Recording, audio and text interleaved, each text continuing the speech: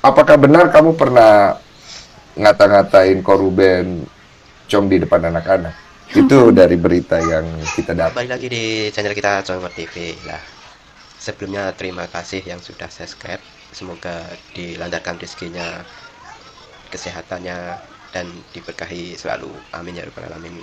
Nah, hari ini kita coba mengulik pergosipan artis Indonesia, terutama antara Ruben Onsu dan Sarwinda. Nah, ini semakin hari semakin panas ya guys. Kita tidak tahu siapa yang benar siapa yang salah. Coba kita cek langsung saja, ini video, simak berikut ini. Tapi apakah benar kamu pernah ngata-ngatain Koruben Cong di depan anak-anak? Itu dari berita yang kita dapat itu. Ya nggak pernah lah kok. Sumpah aku nggak pernah. Itu kan gimana pun bapaknya anak-anak. Kamu yakin ya? Aku yakin. Bisa bertanggung jawab? Bisa bertanggungjawabkan. Bisa tanya ke anak-anak. Pernah nggak aku ngatain kayak gitu di depan anak-anak? Tidak mungkin. Saya aja kalau berantem, saya nggak mau di depan anak-anak. Saya nggak mau anak-anak saya mendengar kata-kata yang kasar atau kayak gimana. Bagaimana bisa saya ngomong kayak gitu di depan anak-anak? Ben, gue minta maaf sebelumnya kalau pertanyaannya agak tajam ya, karena memang ini udah menjadi fakta di media dan di mana-mana. Iya, iya. Itu kan ada video-video beredar lo dibilang Cong. Maaf banget. Iya. Sama mantan lo, sama Wenda gitu. Dan itu kan impactnya, orang bereaksi bukan mau ikut campur, tapi orang tahu tuh impactnya pasti kemana-mana, termasuk ke psikologi psikisnya anak-anak. Dan gue juga bilang bahwa kenapa gue mau berstatement atau orang-orang komentar, karena ini udah di ranah publik gitu. Ada cuplikan-cuplikan video dari Wenda yang statement-statementnya itu memang tidak pantas gitu. Kan gue juga nulis di akun gue bahwa seorang public figure, artis itu juga punya tanggung jawab untuk menjaga attitude lah gitu. Nah itu kan attitude yang, perilaku yang nggak pantas lah gitu. Artinya yang dikritisi oleh banyak orang, bukan cuman oleh siapapun gitu. Orang, bukan cuman kita, orang banyak mengkritisi itu gitu. Nah, gimana sih, apa boleh tahu nggak sih apa yang lo rasain atau reaksi lo ketika lo tahu ini? Kalau Cong. Kalau lu tanya gue ya, gue shock sih sebenarnya gitu. Cuman kalau lu ya shock karena ini di publik kan gitu. Karena di belakang itu ya sering juga dia ngatain gue gitu, sering. Bahkan di depan anak gue juga pernah.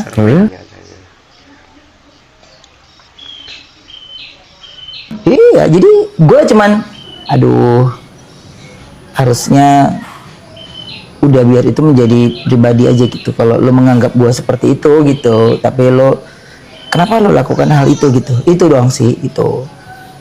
Jadi depan anak gue pernah kok, depan Talia pernah gitu dia juga. Tapi ya gue udah nggak bisa berbuat apa-apa gitu. Gue hanya bisa bilang oh udah, oh ya udah. Jadi gue harga diri gue di depan anak gue juga udah nggak ngerti lagi deh. Hancur. Sebenarnya mah. Tapi gue bisa apa? Ya itu mungkin udah saatnya akhirnya dia ngeluarin ucapannya di publik. Ya itu saatnya dia mungkin kepleset dia akhirnya ya Allah bukakan semuanya aja gitu. Gitu gue mau ngomong apa? Gitu. Pernah juga waktu dia telepon gitu, waktu itu ada bermasalah tentang rumah, terus gue ngomong apa gitu, terus akhirnya dia marah banget ya. Tahu nggak kalau ayah itu apa gitu. Dan gue cuman diam dan tutup telepon. Pada saat itu gue cuman gini, ya Allah. Tapi gue tetap semangat gitu, ngantar anak gue sekolah. Gue tetap ini, walaupun gue nggak tahu lagi di harga diri gue di mata anak gue tuh kayak apa. Gitu. Jadi ya. Oh, jadi bukan hal yang baru ya maksudnya? Bukan hal yang baru, itu udah buat gue udah biasa. Dia ucap gitu. Di chat juga gue kasih tahu tentang ini loh, tentang gini loh, katanya gue nggak usah ikut campur urusan dia. Bukan campur, kalau tentang urusan anak gue itu urusan gue juga. Gitu. Itu doang sih sebenarnya. Yang gue pikir setelah bercerai, gue pikir akan lebih lembut kitanya komunikasi. Ternyata makin jadi gitu. Nah itu tadi, coba bagaimana pendapat kalian? Tulis di kolom komentar ya.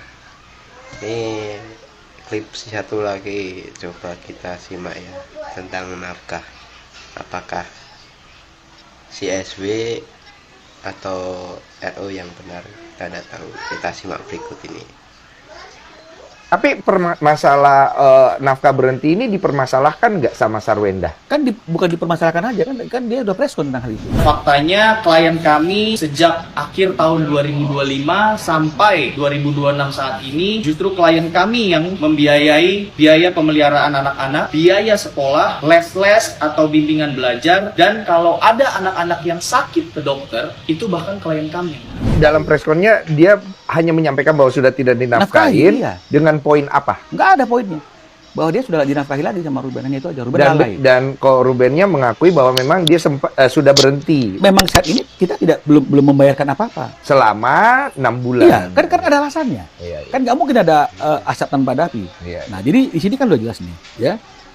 Biaya pemeliharaan dan pendidikan anak sampai dengan ke jenjang pendidikan tinggi kuliah menjadi tanggung jawab pihak pertama Ruben, ya. Yang tadi jelaskan. Ya, dengan syarat, ada syaratnya. Ya. Pihak kedua wajib menyampaikan terlebih dahulu dengan kepada pihak pertama Ruben dengan mendiskusikan terkait biaya-biaya tersebut. Ini kan nggak pernah ada. Jadi kita bilang mulai dari perincian pemakaian kartu kredit mana, terus kita tanyakan juga biar kita tahu real cost monthly-nya itu berapa yang harus dikirimkan. Dia tidak pernah mau kasih perincian, dia tidak pernah mau jawab tentang berapa real cost-nya itu. Terus kemudian artinya kan kita yang disuruh menerka-nerka. Paham, kalau aku itu paham. Nah, Paham, kalau sampai situ paham. iya. Cuma maksudnya, kenapa kok Rubennya akhirnya berhenti menafkahin selama 6 bulan? Karena dia belum menyampaikan berapa biaya real anak-anak dan mendiskusikannya. Yang tadi itu. Iya. Karena kalau menerka-nerka, kita sudah pernah coba, Ruben sudah pernah coba. Transfer aja lah dulu 75 juta sesuai dengan pokok anak. Betul ya? Iya.